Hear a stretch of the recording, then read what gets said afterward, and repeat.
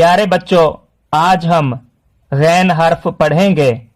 یہ جو حرف ہے یہ غین کہلاتا ہے، اور اس حرف سے شروع ہونے والی ایک چھوٹی سی نظم بھی پڑھیں گے۔ غسل کرو روزانہ، بیماری کرو روانہ۔ غسل کرو تم روزانہ، بیماری کرو روانہ۔ ہاتھ دھو کر کھانا کھاؤ، نوالا خوب چباؤ۔